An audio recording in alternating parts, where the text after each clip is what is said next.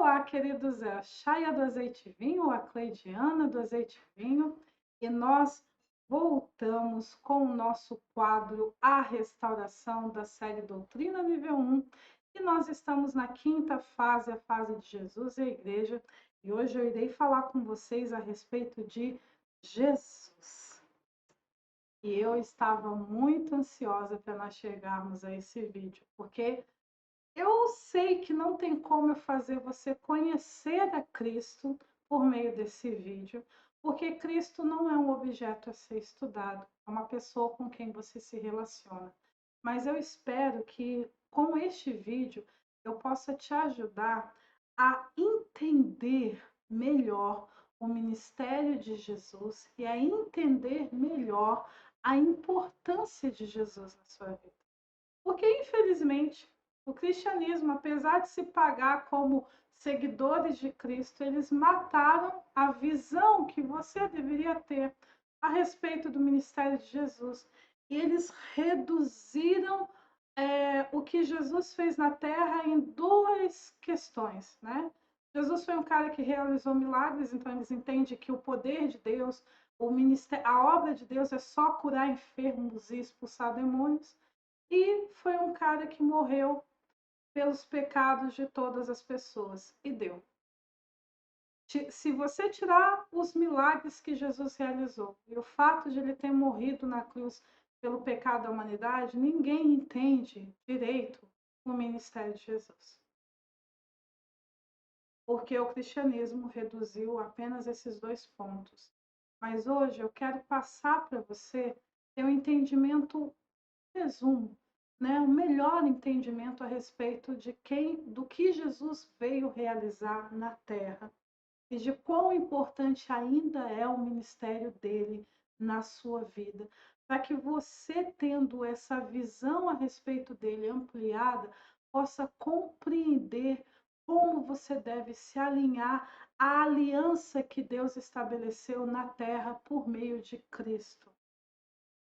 Porque, como eu falei no vídeo passado, a aliança começou com os judeus, mas não termina com os judeus. A aliança é para todas as nações da terra. Israel nunca foi um fim em si mesmo. Ele sempre foi o início de uma obra maior.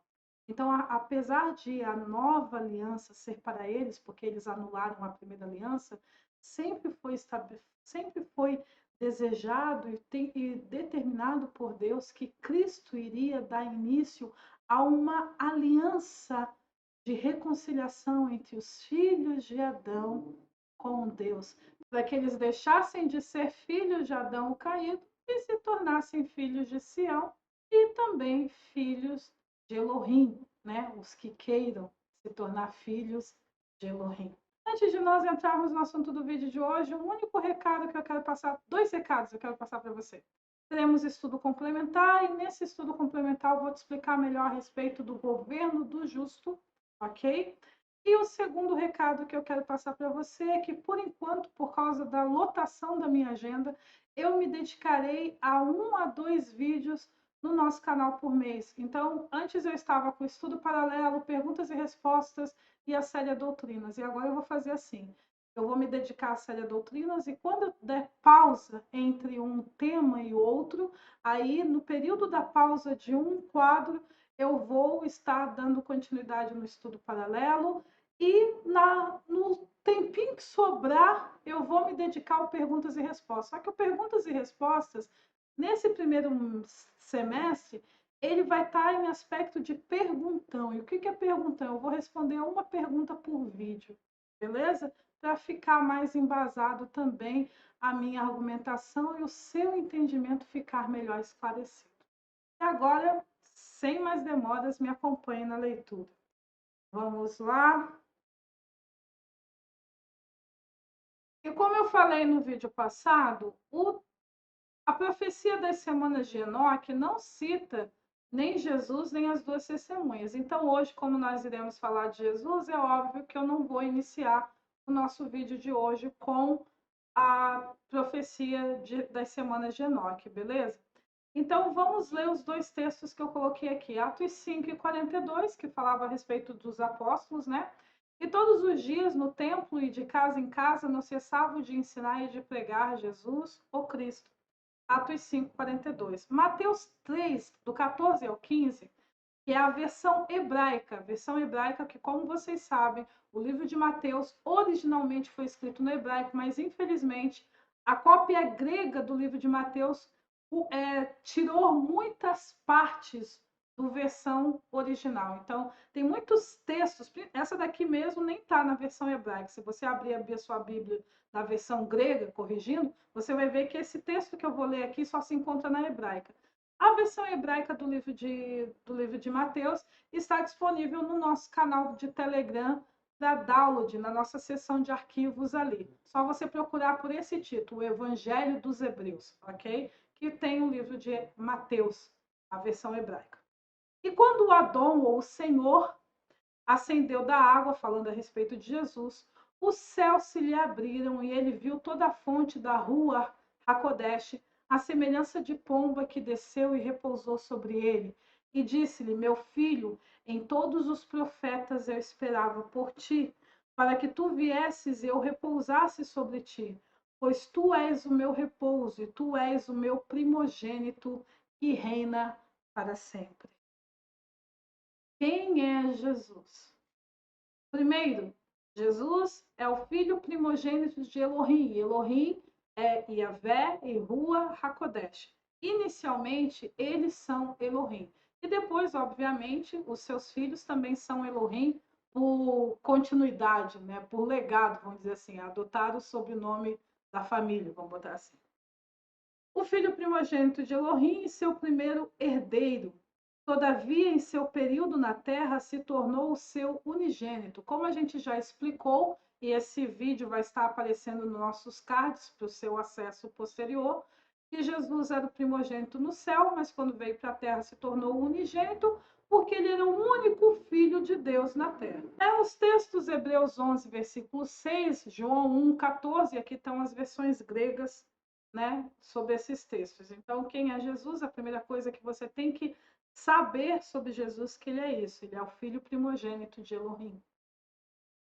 Segunda coisa que você tem que entender a respeito de Jesus, que ele é o precursor e também o fundamento primário da última oportunidade de reconciliação entre os Elohim e os filhos de Adão. Por quê? Porque não haverá outra aliança. Mesmo quando eu expliquei para você em vídeos passados que as duas testemunhas também derramarão sangue para a santificação do povo, esse sangue que elas estão derramadas ainda está dentro do pacote da aliança que Jesus estabeleceu. Não é uma nova aliança. É só um novo processo dentro de uma mesma aliança. Depois que foi derramado o sangue dos filhos celestiais de Deus, não há outro sangue para sancionar uma nova aliança. Porque depois do sangue de Deus ser derramado na terra, que outro sangue haveria mais superior para poder estabelecer uma nova aliança? Não tem. É o sangue de Deus que foi derramado na terra, é o sangue do Filho de Elohim que foi derramado na terra. Então, ele é o precursor, porque ele estabeleceu essa aliança, e também o fundamento primário, porque os irmãos dele também são fundamentos, mas são outros processos dentro de uma mesma aliança, da última oportunidade. Se não honrarem a aliança com Cristo, e agora vocês que vivem no tempo das duas testemunhas, não entenderem o ministério das duas testemunhas, nenhuma outra oportunidade de se reconciliar com Deus vai ser dada. Vocês podem fazer igual estão fazendo alguns segmentos evangélicos e cristãos aí, se voltar para a lei mosaica, para a religião, para a aliança mosaica. Vocês estão apenas se iludindo. Cristo é a última oportunidade de reconciliação entre Elohim e os filhos de Adão. Terceiro, quem é Jesus? O substituto ou o resgatador, pelo qual todo verdadeiro arrependido, porque existem os falsos arrependidos, é libertado e perdoado. Ele é o substituto ou o resgatador.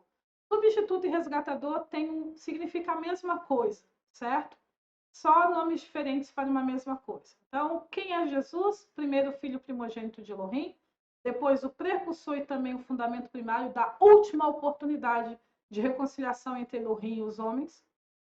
E terceiro, o substituto ou resgatador, pelo qual todo verdadeiro arrependido é libertado e perdoado. Quarto, o sacerdócio, pelo qual todo verdadeiro arrependido pode ter acesso à regeneração. Aí aqui eu estou botando os textos, eu não estou lendo, mas você está vendo aqui na tela. Tito 3:4-6, João 3:38. Por que eu falo que o sacerdócio de Cristo é o que dá acesso à regeneração? Porque Cristo mesmo não regenera. E isso eu vou explicar, vou voltar para mim para te explicar um pouco melhor. Você sempre vai ler nas Escrituras que Cristo é o meio pelo qual Deus criou o novo homem. Né? Porque nós fomos feitos novo homem, criados em Cristo Jesus para boas obras. Mas você nunca lerá nas Escrituras que Cristo é quem regenera, dá o novo nascimento a alguém. E por que você não vai ler isso? Porque para dar o novo nascimento, né? O novo nascimento, querido, como é que ocorre o nascimento na Terra? Vem um homem, uma mulher e criam um filho juntos. E aí essa criança é gerada e depois ela nasce. O nascimento espiritual, o processo é o mesmo. Precisa de um elemento masculino, um elemento feminino, e a junção desses dois elementos gera uma nova vida, e depois essa nova vida, depois de gerada, ela nasce. Cristo, ele é um tudo em um. Cristo, ele é solteiro. Cristo, ele é casado com o ministério dele, com o ofício dele. Tanto que quando você lê nas escrituras lá em Apocalipse que fala da noiva do Cordeiro, o anjo apresenta para João a cidade de Jerusalém. Ela que é a noiva do Cordeiro. Por quê? Porque Cristo não vai se casar com uma mulher. Cristo ele vai permanecer solteiro, ele vai ser casado com o trabalho dele, vamos botar assim, com o ministério dele. Então, Cristo, por não ser um casal, ele não pode regenerar ou gerar novamente alguém. Mas por meio daquilo que ele fez, é dada a oportunidade para que em Cristo Deus, Elohim, possa te regenerar. Entende? Elohim possa te regenerar, porque como você lê lá em Tito, quem te regenera? É Espírito Santo. Não é isso que você lê? O lavar, purificador e regenerador de Espírito Santo. Quando Cristo está falando sobre novo nascimento para Nicodemos em João 3, ele não fala que é ele que atua sobre isso. Ele fala que aquele que é nascido da carne é da carne. Quem é gerado pelo Espírito é Espírito. Porque você precisa nascer da água e nascer do Espírito. Ele não fala, tanto que quando ele vai ensinando para os discípulos a respeito do processo de regeneração, do processo do novo nascimento, ele sempre deixa bem claro que quem ia realizar esse processo na vida dos discípulos é Deus, né? É o pai e a mãe na vida deles. Por meio do sacerdócio dele, sim. Por meio daquilo que ele fez na vida das pessoas, sim. Mas que ele mesmo não seria agente direto da regeneração. Porque se Jesus regenerasse você, você não seria irmão de Jesus, você seria filho de Jesus. Porque aí Jesus te gerou. E a única vez que Jesus chamou os discípulos de filhinhos, e de vez em quando ele também chamava de filhinhos, é o único momento, só está registrado uma vez só nos evangelhos, era dentro de um conceito de tutela, de discipulado. Era dentro de como às vezes acontece de eu chamar minha irmã de mãe. Eu falei assim, mãe, me atende aí, mas não quer dizer que ela seja minha mãe, ela é minha irmã.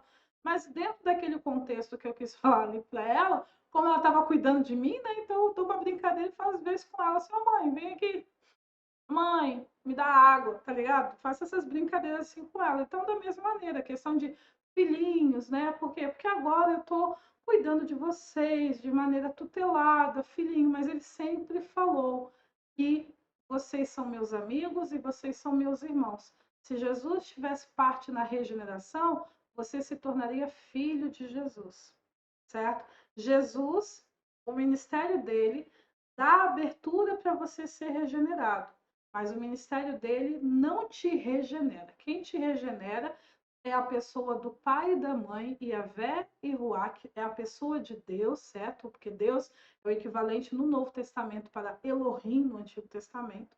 E Elohim, primeiramente, está se falando do pai e da mãe, e segundamente está se falando sobre Jesus e os seus irmãos, ok? Mas primeiramente, quando eu falar com você sobre Elohim, eu sempre de primeiro momento estou falando a respeito de Yahvé e Ruach HaKodesh, ok? E segundamente eu estou falando de Jesus e as duas testemunhas.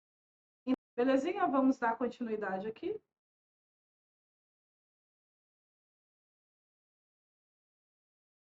5.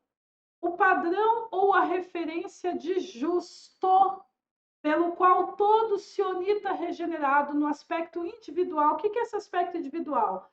Independe do seu gênero, independe do seu estado civil. Não importa se você é casado ou solteiro, homem ou mulher. De maneira geral,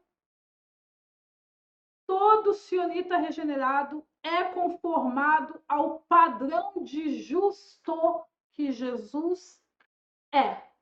E também que Jesus manifestou aqui na Terra.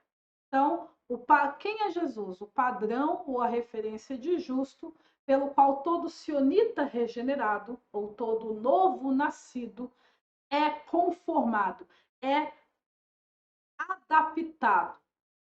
Todo o trabalho de discipulado que um sionita tem na vida do outro, em termos gerais, é conformar, é ajustar essa pessoa para que ela fique no mesmo padrão de justiça que Jesus manifestou na Terra e também como ele é até hoje.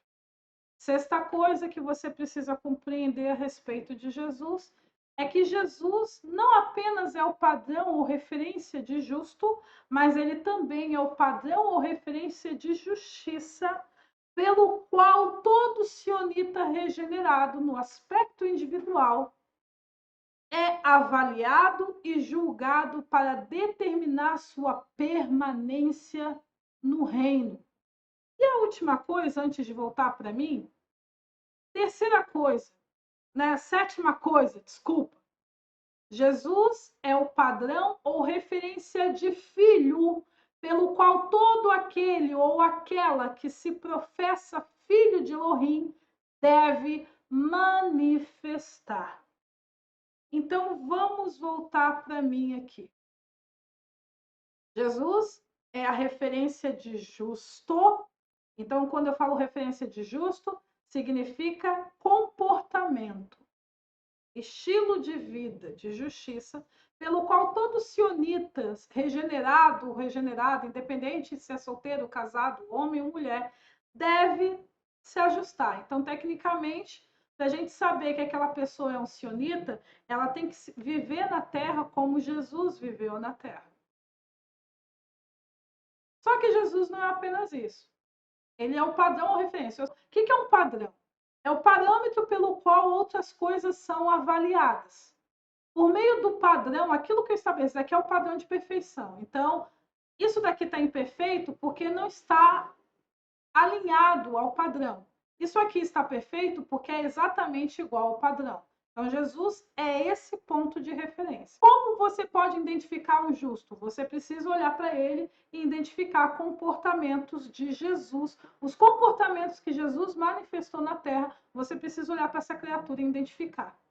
Se ela não está conformada a esse padrão de justo que Jesus manifestou na Terra, ela pode até dizer que ela é justa, mas isso é uma mentira, ela não é. Só que Jesus não é apenas o padrão de justo, ele também é o padrão de justiça. Significa o quê? Qual é a diferença entre um e outro? Na realidade, é uma ampliação entre um e outro. Não apenas apenas na conduta de justiça, mas também você vai avaliar a pessoa se ela está obedecendo a Deus, a justiça, da forma como Jesus obedecia e obedece a Deus. Se ela está honrando a justiça da maneira como Cristo honrou e honra a justiça, essa pessoa pode permanecer no reino de Deus. Se ela não honra a justiça da forma como Cristo honra a justiça, ainda que tenha algum comportamento justo, essa pessoa não deve permanecer no reino de Deus. Jesus é a porta para o reino de Deus. Por meio do sacerdócio dele, você deve entrar no reino de Deus. E se você tiver uma visão clara do sacerdócio dele, é por meio do sacerdócio dele que permanece. Por quê? Porque a proposta dos irmãos dele, das duas testemunhas, não é trabalhar em você em aspectos gerais de um sionita, é dentro de aspectos específicos. Jesus é o aspecto geral da justiça de Deus, que independe de você ser homem, de você ser mulher, de você ser pai, de você ser mãe, de você ser esposo ou não, ou esposa. Uma pessoa em geral, por meio de Jesus, ela consegue permanecer na justiça. As duas testemunhas, e vou fazer sempre esse paralelo, porque como vocês já estão no momento das duas testemunhas, é melhor sempre dar essa esclarecida, essa diferença entre o ministério de um e dos outros irmãos. Eles trabalham em aspectos específicos da justiça. Então, não importa mais se você é um bom justo em termos gerais. Agora que você está dentro do ministério das duas testemunhas, você tem que ser um pai justo, uma mãe justa, uma esposa justa, um esposo justo, um filho justo, uma filha justa, um irmão justo. Então, eles trabalham dentro de elementos específicos da justiça, enquanto Jesus é dentro de termos gerais. Independe do seu gênero, independe do seu sexo. Então, se você está dentro do aspecto da aliança de Cristo, espera-se que você, ainda que não saiba exatamente a visão justa de um pai dentro de Sião, espera que pelo menos nos elementos gerais você esteja se comportando e honrando a justiça exatamente como Jesus. Ok? E a última coisa, se você quiser se tornar filho de Elohim, eu sempre falo isso, que as pessoas às vezes não entendem muito bem, você precisa se comportar como um filho de Elohim, como Jesus era. E aqui está falando de relacionamento com os pais mesmo. Não é só, eu sou filho de Deus, mas você, olha como Jesus tratava os pais dele, olha como você trata Elohim. Você trata igual a Jesus? Então, se você trata igual a Jesus, você é filho de Deus. Se você não trata igual a Jesus, você não é. Você só é um iludido. Ou uma iludida. Porque ele é o padrão de referência, pelo qual todo aquele que se declara filho de Elohim deve manifestar. Porque ele é o primogênito entre muitos irmãos. Se você se declara como filho de Elohim, você tem que agir como um filho de Elohim. Você tem que amar a Deus, assim como Jesus ama e amou os seus pais, ao ponto de entregar a sua vida para não desagradar os seus pais. Você chegou no nível de amar o seu pai e a sua mãe ao ponto de derramar sangue, de tamanho estresse que você estava, de suar sangue, porque você estava lutando contra o seu próprio instinto de sobrevivência para não desobedecer a uma ordem que seu pai deu, tamanho era o seu amor por ele? Você consegue se ver assim? Então, amor, você não ama nesse nível, você não é filho de Elohim. Né? Elohim, de primeiro momento, pai, né? Ruach e Hakodé, Ruach e Yahvé, e de segundo momento, obviamente, as pessoas de Jesus e os dois irmãos dele. Então, Jesus, eu quis apresentar esses 7 pontos a respeito dele, Eu sei que o cristianismo sempre mentiu para você dizendo que você só deve ansiar ser igual a Jesus, mas que você não precisa ser, porque Deus entende e conhece seu coração. Você não é obrigado a ser como Jesus, você só deve desejar ser, mas é mentira. Aquele que diz que permanece nele, 1 João 2,6, também deve andar conforme ele andou. E ali em João, ele estava falando de Jesus.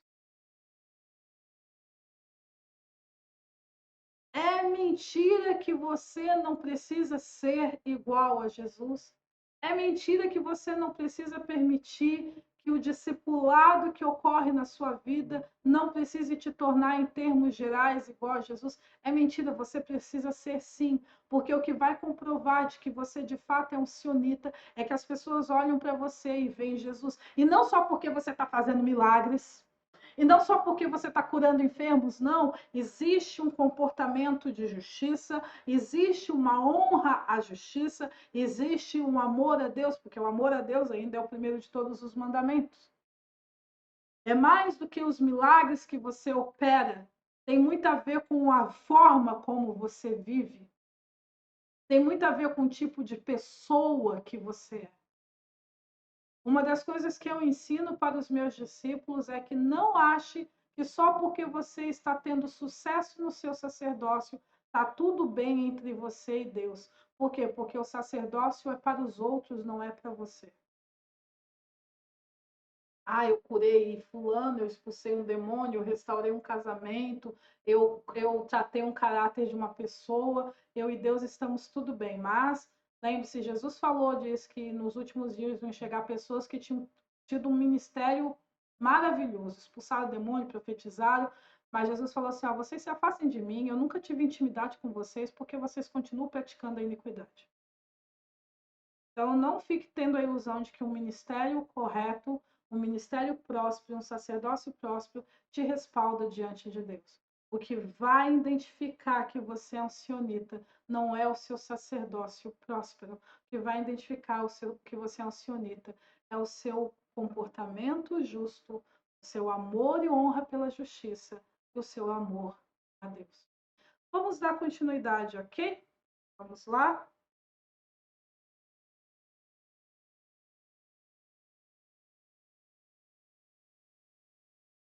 Vamos aos textos.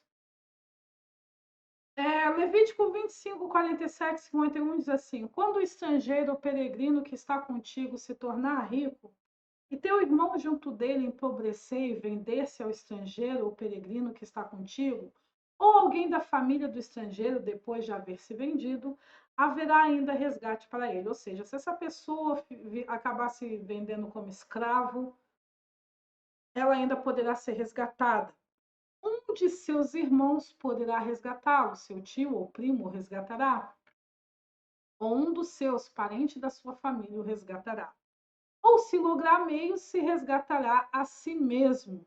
E como é que vai ocorrer o resgate? Essa pessoa, até o ano do jubileu, que era um ano específico do calendário judaico, ela vai contar os anos que falta para ela chegar até o ano do jubileu e vai acertar essa pessoa, né, o senhor dela, por esses anos. Porque naquele tempo a maioria dos escravos era assalariado, né? Nem todos nem passadas gerações que os escravos perderam salário, vamos botar assim.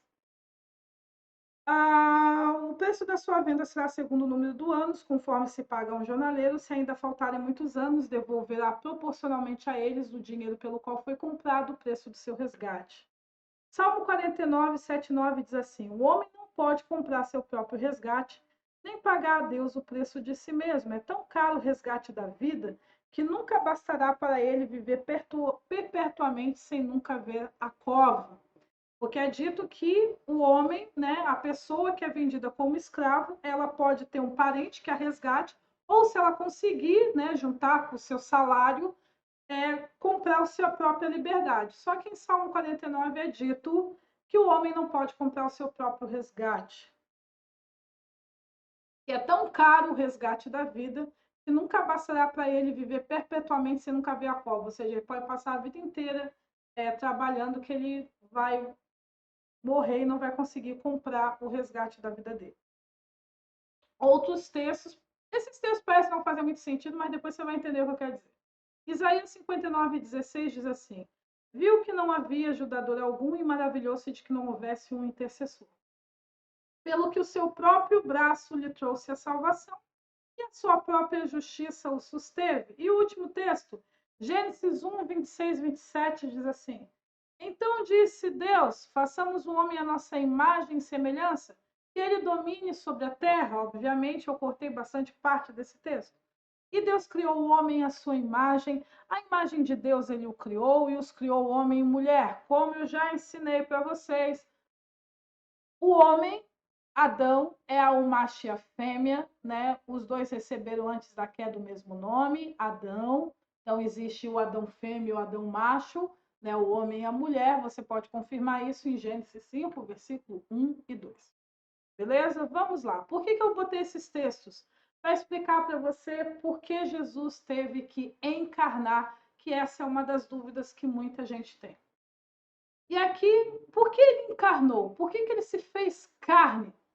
Eu dou dois motivos principais. Primeiro motivo, o resgatador precisa ser um parente. Levítico 25:25 também fala a respeito disso. Jesus, para resgatar os filhos de Adão, precisava ser alguém de carne e osso para poder ter o direito de um resgatador. O resgatador é um substituto, é alguém que assume a dívida ou o lugar do outro para promover a recuperação e a liberdade deste. Então, esse foi o primeiro motivo pelo qual Jesus teve que encarnar.